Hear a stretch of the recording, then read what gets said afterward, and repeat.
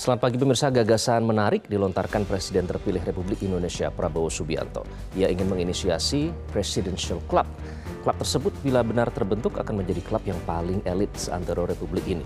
Anggotanya adalah para mantan Presiden Republik Indonesia yang masih hidup dan Presiden yang tengah menjalankan pemerintahan. Keberadaan Presidential Club nantinya bisa jadi meniru klub serupa di Amerika Serikat. Dan saat ini, The President's Club mewadahi para mantan Presiden Amerika, yakni Presiden ke-39 Amerika Serikat Jimmy Carter, Presiden ke-42 Bill Clinton, Presiden ke-43 George W. Bush, dan Presiden ke-44 Barack Obama. Inilah editorial Media Indonesia edisi Senin 6 Mei 2024 dengan tema Melunakkan Ego Para Mantan. Bersama saya Iqbal Himawan. Anda juga bisa berpartisipasi dan berinteraksi melalui telepon interaktif di nomor 021 583 99 100. Dan pagi ini telah hadir bersama saya anggota Dewan Redaksi Media Group Abdul Kohar. Bung Kohar, selamat pagi. Selamat pagi, Alhamdulillah. Iqbal. Memang mantan itu sulit dilupakan ya. Tapi ini mantan bukan sembarang mantan, karena mantan presiden yang masih hidup yang nanti diwacanakan akan membentuk satu klub yang paling elit di negeri ini, Presidential Club. Iya, betul. Nanti dan sebelum menuju bukan barang baru. Ya. Bukan barang baru, karena di negara lain juga sudah ada seperti itu ya. Kita akan simak bersama, inilah Melunakkan Ego Para Mantan.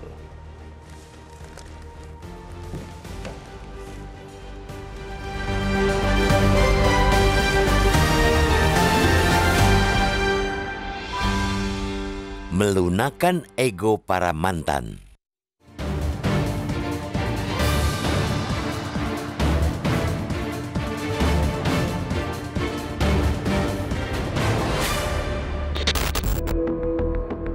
Sebuah gagasan menarik dilontarkan Presiden terpilih Republik Indonesia Prabowo Subianto.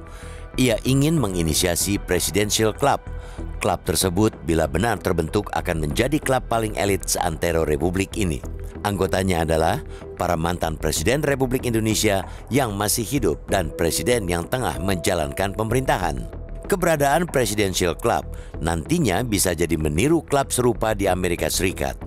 Saat ini, The President's Club mewadahi para mantan Presiden Amerika yakni Presiden ke-39 Jimmy Carter, Presiden ke-42 Bill Clinton, Presiden ke-43 George W. Bush, dan Presiden ke-44 Barack Obama.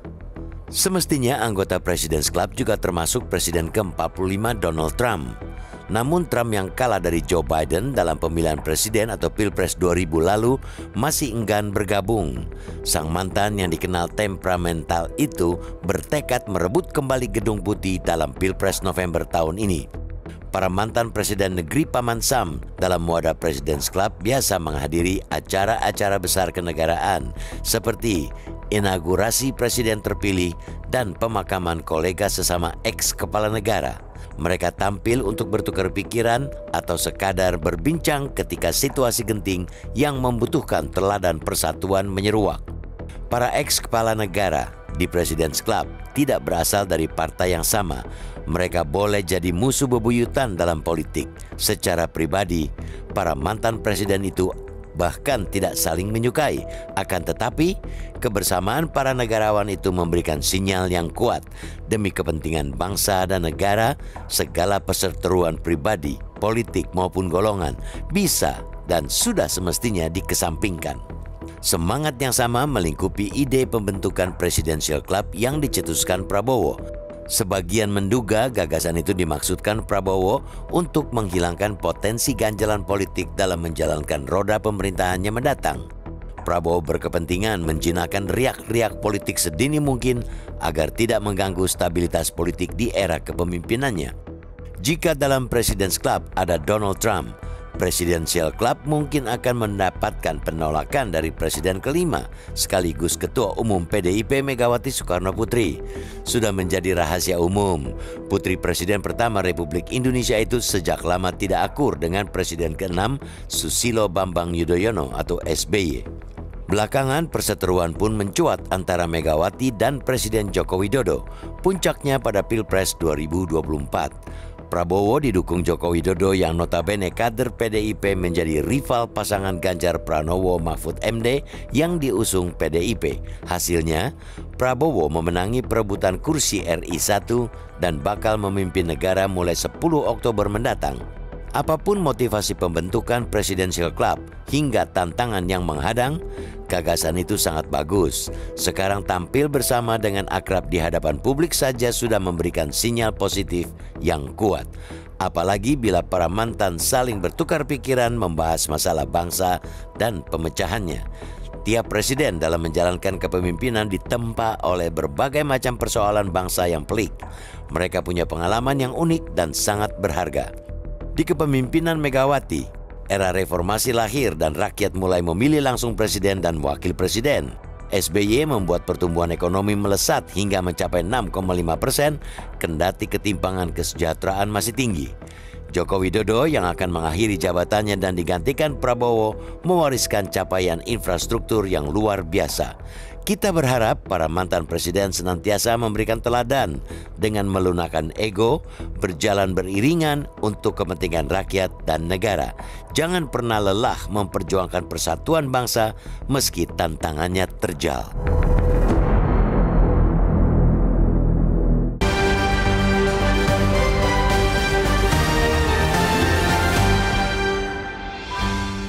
Melunakkan ego para mantan itu yang menjadi topik dalam editorial Media Indonesia ini terkait dengan wacana pembentukan Presidential Club. Nanti kita akan bahas lebih lanjut, namun kami harus jeda terlebih dahulu. Tetaplah di editorial Media Indonesia.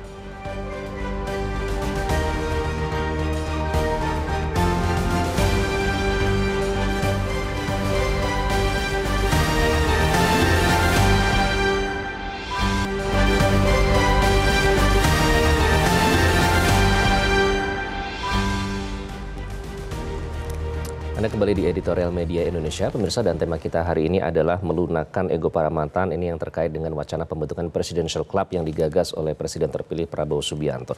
Dan untuk membahas lebih lanjut, kita sudah terhubung dengan cendekiawan Muslim Indonesia, pemikir bangsa, Prof. Komarudin Hidayat. Prof. Komar, selamat pagi. Assalamualaikum. Selamat pagi. Ya, Prof. Komar, bagaimana pertama kali pada saat Anda mendengar ada wacana pembentukan Presidential Club yang inisiasi oleh Prabowo Subianto ini, Prof. Komar? Ya, yang pertama kesan saya bahwa bulan-bulan ini adalah bulan konsolidasi politik. Oleh karena itu, tidak luput dari berbagai langkah-langkah manuver konsolidasi politik yang dilakukan oleh pemenang versi KPU dan pemilu, yaitu Pak Prabowo. Nah, bagi saya ide ini bagus. Ada dua hal kalau disebut Presidential Club itu, yaitu khusus para presiden, ya. Tapi ada juga konsep yang kedua, sebuah forum yang memang membantu kinerja presiden sehingga anggotanya tidak terbatas pada presiden, tapi bisa juga wakil presiden dan ditambah orang-orang terpilih dalam jumlah tertentu, misalnya jumlahnya 25 orang atau berapa. Jadi Presidential Club tidak sebatas presiden, tapi bisa di-extend. Itu konsep yang pernah saya dengar.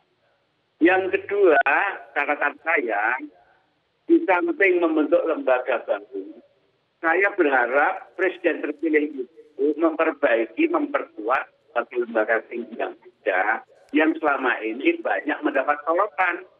Sejak dari BPK, KPK, MK, Mahkamah Agung, Kejaksaan, dan sebagainya. Bahkan Indonesia itu memiliki sekian banyak komisi-komisi.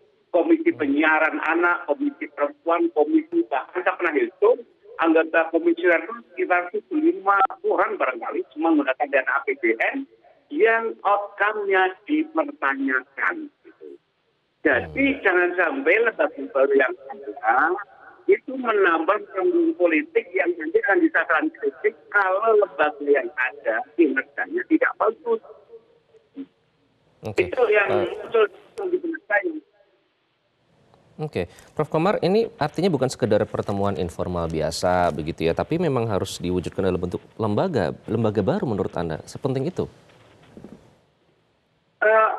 Yang jadi agenda utama itu kan memperbaiki, meningkatkan kinerja kelembagaan negara.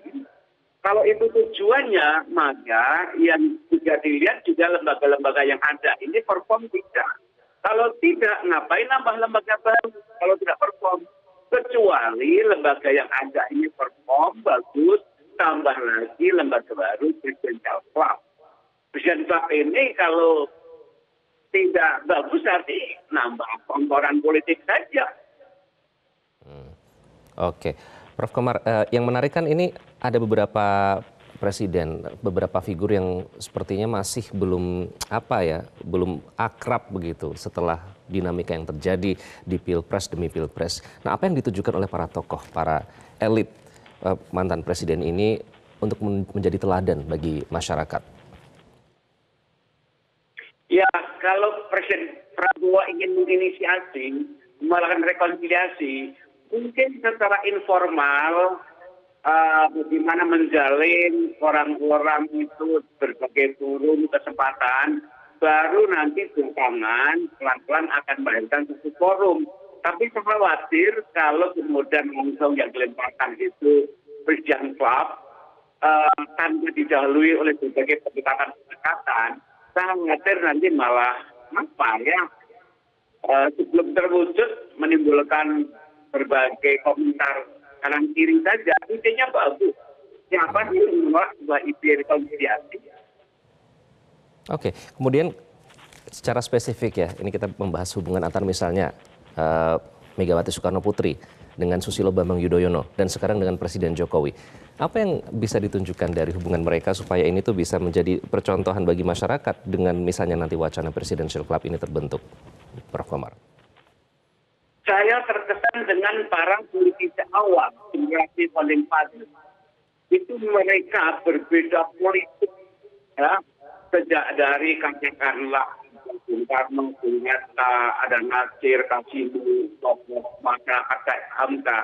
Tapi dalam hubungan pribadi mereka baik sekali. Bahkan Bung Hatta bilang, dengan Bung Karno diadili, saya akan jadi pembelanya, misalnya. Pak Nasir, Pak Kasimo, beda agama, hubungan pribadinya baik sekali. Jadi tanpa harus ada presidensial platform, itu tokoh-tokoh politisi generasi awal itu menunjukkan hubungan pribadi yang baik sekali. Nah, sekarang ini saya agak ragu gitu. Contoh-contoh karakter hubungan pribadi para politisi itu sekarang kita tahu semuanya. Tapi kalau Pak Prabowo bisa merintis, idenya bagus, tapi ide yang bagus perlu cara metode yang bagus untuk mewujudkan. Oke, baik. Terima kasih Prof. Komarudin Hidayat sudah memberikan perspektif dalam editorial media Indonesia kali ini. Itu tadi Prof. Komar, ini ternyata bisa justru menjadi motivasi untuk lembaga-lembaga yang ada untuk membenarkan kinerja mereka, bahkan bisa dampaknya seperti itu, Bang Komar. Ya, itu cara pandang ya, salah satu cara sudut pandang. Ada banyak sudut pandang, tetapi yang paling pertama, ide yang digagas oleh presiden terpilih ini sebetulnya adalah forum informal, bukan yang dalam bentuk kelembagaan meskipun namanya adalah presidensial. Klub itu kan tidak selalu dalam bentuk institusionalisasi yang permanen gitu ya, pelembagaan yang permanen.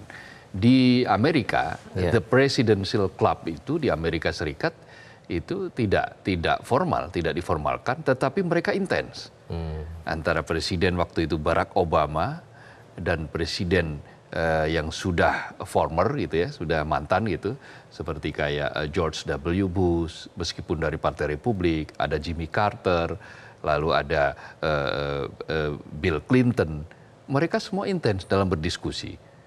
Dan masing-masing memiliki tugas sesuai dengan kapasitas ketika mereka memimpin di era mereka itu. Nah, dengan hal seperti itu, perjalanan Barack Obama menjadi lebih ringan. Meskipun George W. Bush dan Barack Obama adalah dua partai yang sangat berbeda. Bill Clinton dan George W. Bush juga dari partai yang berbeda. Tetapi mereka untuk kepentingan Amerika, mereka bisa bersinergi. Nah, President's Club yang digagas oleh Prabowo ini juga diharapkan menjadi hal yang sama. Jadi Prabowo nantinya misalnya sudah dilantik menjadi presiden, bisa setiap saat berdiskusi gitu, membicarakan tentang kebangsaan dengan Presiden Jokowi, dengan Presiden Megawati, dengan Presiden Susilo Bambang Yudhoyono. Misalnya betul masukannya dari pengalaman. Betul.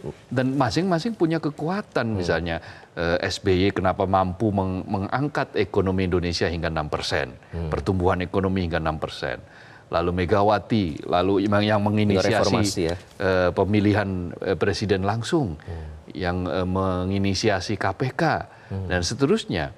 Lalu kemudian Jokowi yang dikenal dengan proses pembangunan infrastruktur yang luar biasa. Nah, kombinasi dari para mantan presiden ini apabila nanti bisa dijalankan akan menjadi sebuah kekuatan yang luar biasa bagi Indonesia. Dan ini saya katakan tadi di awal bukan barang baru. Ya di Amerika sudah ada, di dunia ini juga bukan barang baru. Nelson Mandela itu pernah membuat namanya The Elders. Itu yang berisi dari para pemimpin-pemimpin dunia yang membicarakan tentang sosial, tentang kemanusiaan, tentang progres. The Elders sampai sekarang masih aktif. Sampai masih aktif. Kemarin saat bersuara di konflik antara Israel Palestina, mereka juga memberikan suara mereka. Nah, hal-hal semacam itu sebetulnya mirip-mirip kan. Tadi seperti yang disampaikan oleh Prof. Komar, berisi bukan hanya mantan presiden, tapi juga tokoh-tokoh mungkin meniru The Elders. Ada juga The Madrid di Spanyol yang ada di dalamnya itu 100 tokoh. Di Korea Selatan juga ada yang kemudian mereka para tokoh ini, para mantan presiden dan perdana menteri ini memberikan masukan-masukan yang terkait dengan pendidikan dan sebagainya. Dan ternyata terbukti perspektif mereka hingga saat ini masih didengarkan. Betul, betul. Perspektif mereka tentang dunia, bagaimana perdamaian dunia, bagaimana menyelesaikan konflik, itu sangat didengar. Jadi ini jauh lebih dari sekedar menghilangkan potensi ganjalan politik dalam menjalankan pemerintahan. Ya sayangnya kan saat ini masih ada ganjalan politik dan ganjalan psikologis, ego, ya katakanlah kira-kira seperti itu. Nah, melunakkan hal ini dulu harus dilakukan, tapi secara ide ini patut didukung. Dan bukankah ini tidak ada momentum yang lebih tepat lagi karena kita melihat figur Prabowo kan sudah beriringan dengan para mantan presiden ini ya. Prabowo relatif cair kan. Kalau relatif dengan para lawan-lawan politik itu kan dia relatif lebih bisa masuk kan. Jadi ini momentum yang tepat sebenarnya betul. Untuk bisa istilahnya merangkul para presiden ini yang pernah menjabat di eranya untuk bergabung dalam satu klub dan memikirkan bangsa ini. Begitu. Sekali lagi karena tantangan kita bukan tantangan yang mudah ke depan. Kita menghadapi krisis iklim, krisis pangan, krisis energi. Itu bukan hal yang sangat mudah untuk dilalui. Asia Selatan dan Asia Tenggara sekarang sedang menghadapi gelombang panas.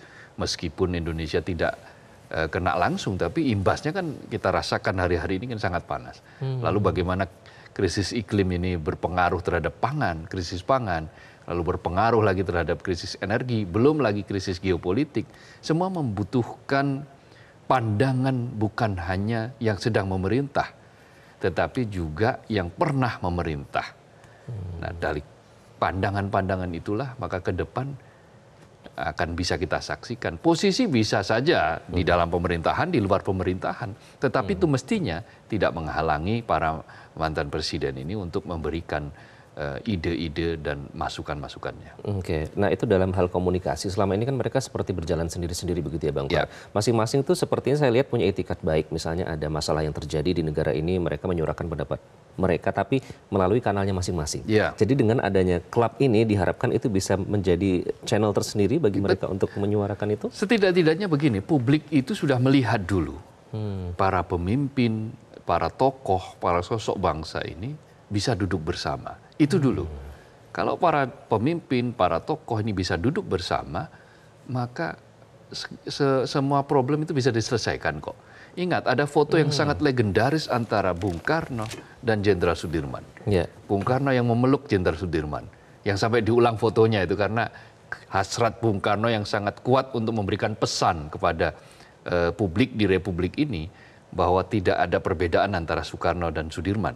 Yang waktu itu kan padahal kan Jenderal Sudirman meminta Bung Karno untuk menghentikan segala diplomasi karena diplomasi hanya diinjak-injak oleh sekutu, oleh Belanda.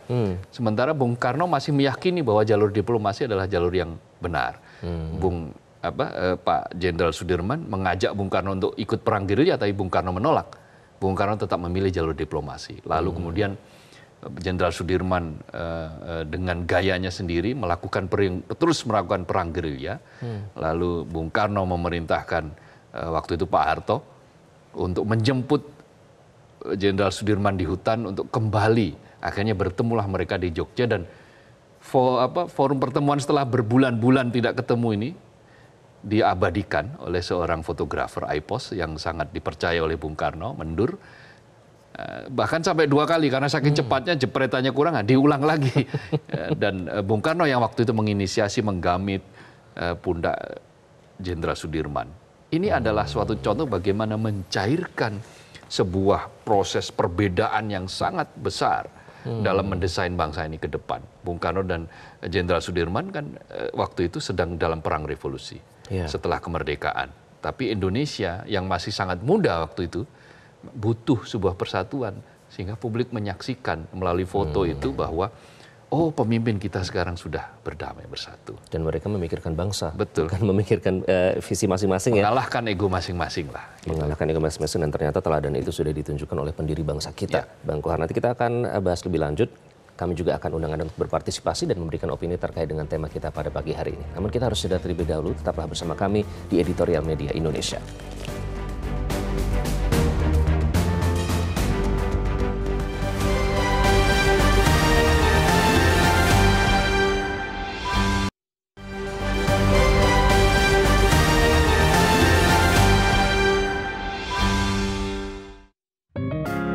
Media Indonesia mengajak Anda untuk mengakses fitur premium e-paper.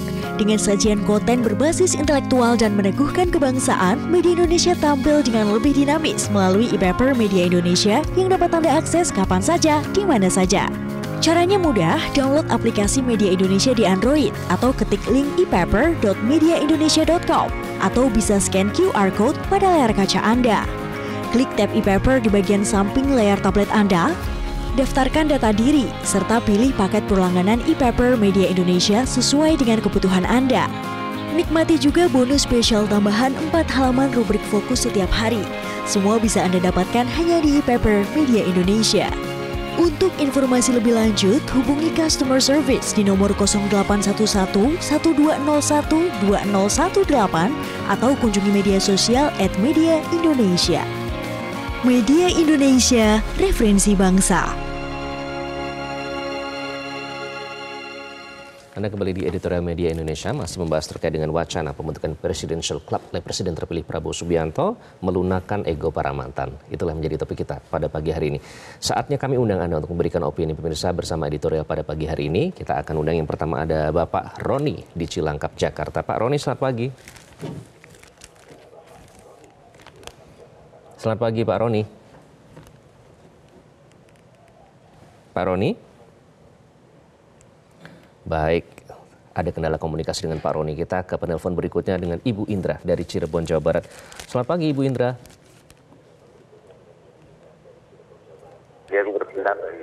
Selamat pagi Bung Iqbal Himawan dan Bung Abdul Kohar. Assalamualaikum warahmatullahi wabarakatuh, Metro TV.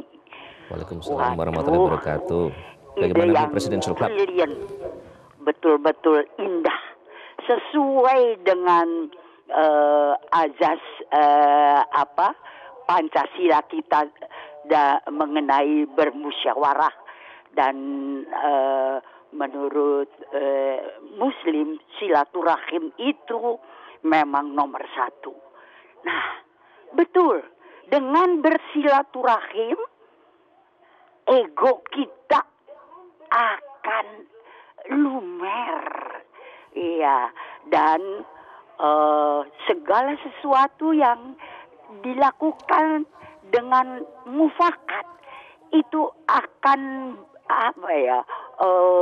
menimbulkan kontribusi yang besar untuk dilakukan, saling menunjang, bersinergi, karena masing-masing sudah tahu apa yang ada di dalam hati yang sudah didiskusikan bersama. Tadi Pak Komarudin Hidayat itu mengatakan idenya bagus, tapi perlu pengkajian. Ya mungkin. Nah, kita bisa melihat nanti bagaimana kiprah para pemimpin negarawan kita ini, dan sejarah akan mencatat siapa yang betul-betul melepaskan egonya untuk kepentingan bangsa dan negara ini. Kita lihat Bung Iqbal dan Bung Abdul Qohar, semuanya akan jadi catatan yang mudah-mudahan menggembirakan. Terima kasih Bu Indra, jadi termasuk yang tidak sabar untuk menantikan ya. Waalaikumsalam warahmatullahi wabarakatuh. Sekarang kita akan coba untuk kembali bergabung dengan Bapak Roni di Cilangkap, Jakarta. Pak Roni, selamat pagi. Baik, selanjutnya Pak Darwis kalau begitu dari Medan, Sumatera Utara. Pak Darwis, selamat pagi Pak Darwis. Selamat pagi Pak. Assalamualaikum. Waalaikumsalam warahmatullahi wabarakatuh. Silakan Pak Darwis. Saya di sini sebagai orang awam.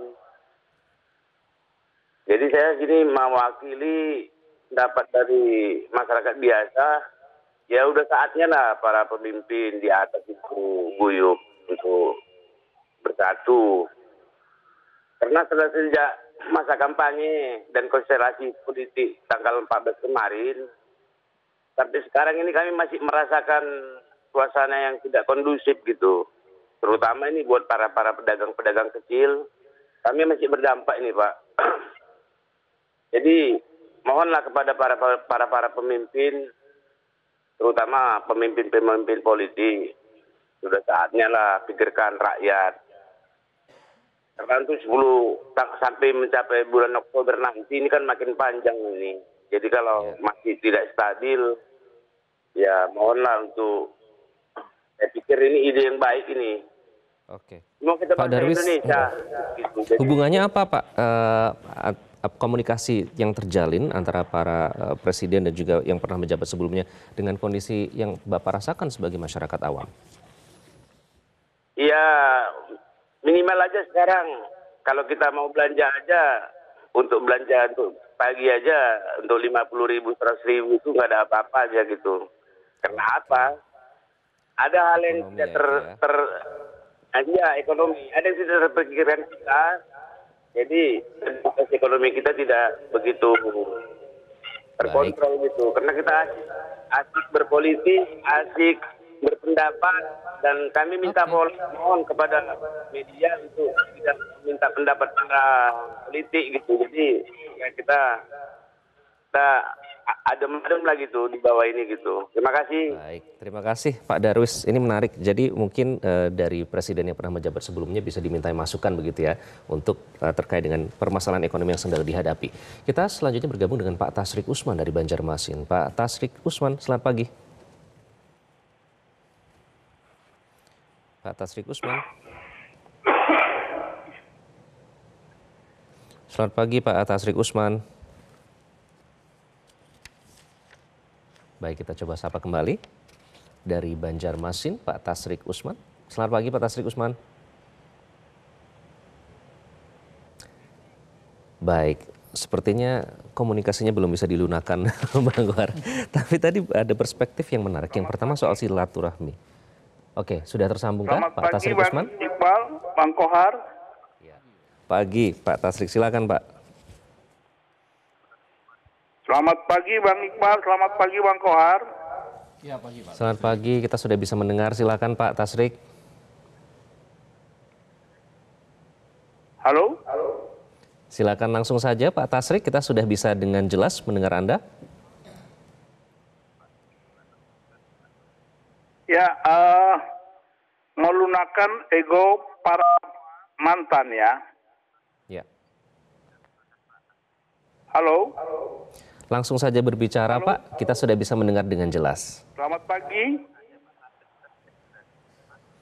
Silakan Pak Tasrik. Melunakkan ego para mantan ya. Bapak TV-nya boleh dimatikan saja Pak, bisa langsung berbicara karena kita sudah bisa mendengar dengan jelas. Ada gagasan yang menarik yang disampaikan oleh Presiden terpilih. Halo? Baik, sepertinya kita mengalami kendala komunikasi. Pak Tasrik mendengar feedback dari kami ya, sehingga tidak lancar komunikasinya. Pak Tasrik, oke, kita harus mengakhiri, mohon maaf, tapi kita sudah dapat poinnya. Tadi sedikit gagasan ini mendapatkan apresiasi dari masyarakat. Soal bersilaturahmi, Bang Kohar, ini kan sudah menjadi nilai di Indonesia. Ya, ya, dan itu sudah lama sekali dicontohkan. Tadi Prof. Komar sempat menyebut nama-nama kan, bagaimana Bung Karno, Bung Hatta. Bung Karno, Bung Hatta bukannya tidak pernah bergesekan, sering mereka bergesekan, berbeda ide. Bung Karno selalu menekankan Indonesia yang satu, satu dan satu, sementara Bung Hatta memberikan ide tentang keadilan, pemerataan, dan demokrasi. Itu suatu perpaduan ide yang sebetulnya tidak perlu dipertentangkan, tetapi faktanya di publik itu seringkali dipertentangkan, sehingga waktu itu Bung Hatta perlu mendeklarasikan bahwa antara dia dan Bung Karno tidak memiliki masalah, dan ditunjukkan pula ke depan publik. Beberapa tokoh juga hal seperti itu dengan perbedaan pandangan yang sangat keras. Nasir dengan I.J. Kasimo, beberapa tokoh yang lain, bahkan Buya Hamka ketika masih aktif di Masyumi pernah ditahan, pernah dipenjara oleh Bung Karno. Tetapi faktanya ketika Bung Karno wafat, sebelum wafat pun Bung Karno sudah memberikan pesan agar ketika nanti dia wafat, jenazahnya disolatkan yang imamnya adalah Buya Hamka. Nah, artinya ini adalah sebuah persaudaraan kebangsaan yang luar biasa. Dan Buya Hamka tanpa reserve, artinya tanpa mengatakan, wah nggak mau saya kan pernah di penjara, kira-kira begitu oleh Bung Karno, atau tidak.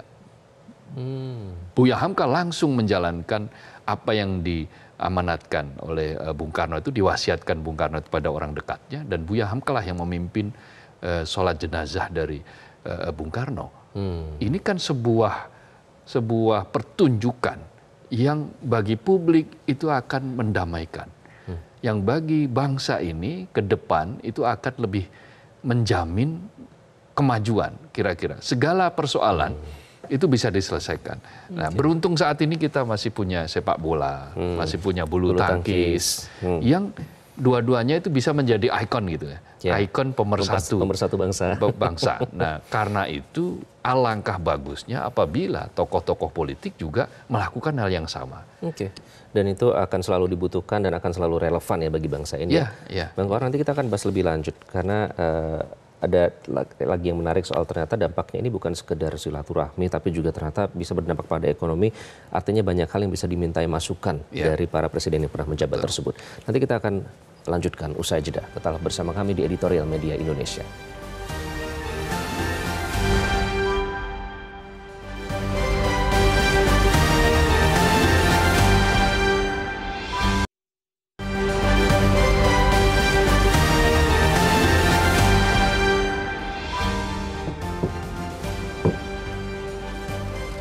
Anda kembali di Editorial Media Indonesia. Bung Kohar, soal Presidential Club ini tadi saya jadi tertarik pada saat Anda bercerita tentang Bung Karno dengan Jenderal Sudirman.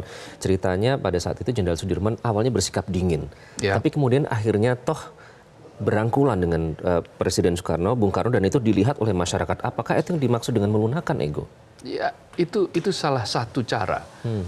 Meskipun beberapa orang mengatakan, kalau anak sekarang mengatakan itu gimmick. Tetapi gimmick itu tidak selamanya buruk. Ada sebuah gimmick yang paling penting yang bisa membuat bangsa ini kemudian merasa, oh pemimpinnya bersatu, maka kita ayo bersatu, kita bergotong royong bersama-sama. Dan itu pula yang disampaikan oleh Sri Sultan Hamengkubuwono ketika juga di ke-9 ya, membujuk agar Jenderal Sudirman mau kembali ke Jogja, ke kota, untuk bertemu dengan Bung Karno. Dan akhirnya melunaklah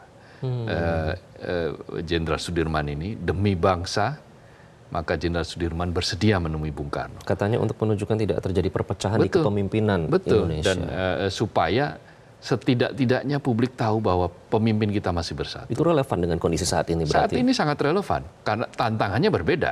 Kalau dulu tantangannya adalah kita membangun kemerdekaan, mengisi kemerdekaan karena usia kemerdekaan yang masih sangat muda, 2 tahun, 3 tahun. Tetapi sekarang ketika situasi sudah Indonesia sudah berdiri sudah 70 tahun lebih.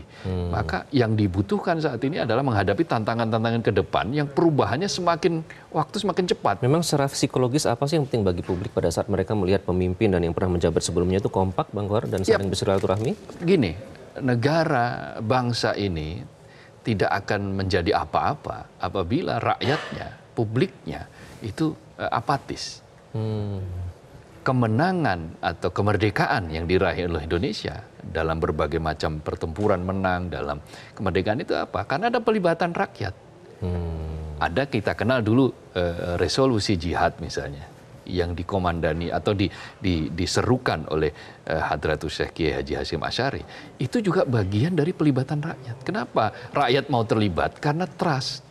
Rakyat mau terlibat karena percaya bahwa pemimpinnya rukun, pemimpinnya bisa dipercaya untuk membawa bangsa ini ke arah yang lebih baik. Nah, itu yang diharapkan dengan Presidential Club ini.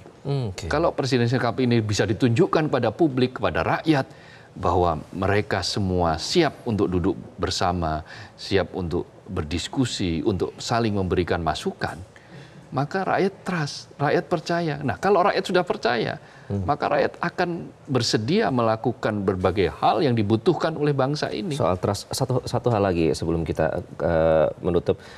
Artinya kalau berada dalam satu klub yang tadinya kan mungkin lewat kanalnya masing-masing, orang pasti akan melabeli, itu untuk kepentingan partainya. Tapi begitu mereka berada dalam satu forum, artinya itulah menunjukkan untuk bangsa, Bang Kohar. Itu yang dilakukan tadi misalnya Nelson Mandela dengan The Elders. Lalu kemudian Klub de Madrid yang berisi 100 tokoh dunia yang di situ di Madrid, yang berbicara tentang demokrasi untuk dunia. Di Korea Selatan ada namanya Presidential Archive yang membicarakan tentang sejarah, kebesaran Korea, membangun Korea. Maka kemudian lahir kan K-pop, kan budaya Korea, bisa lahir semacam itu.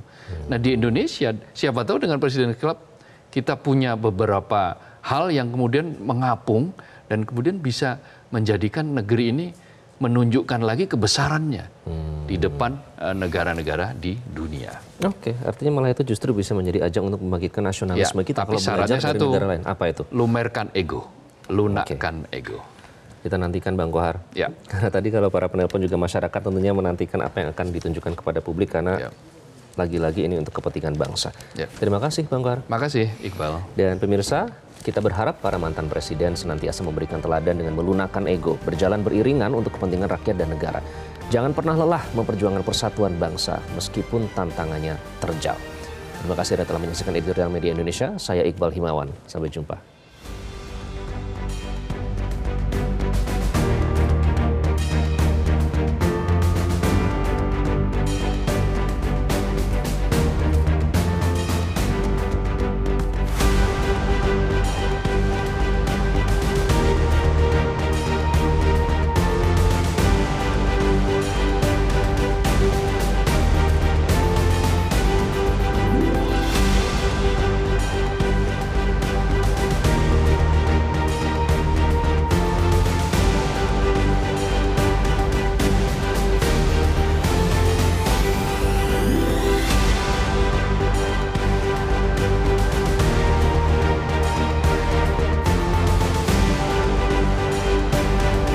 Jelajahi cara baru mendapatkan informasi. Download Metro TV Extend sekarang.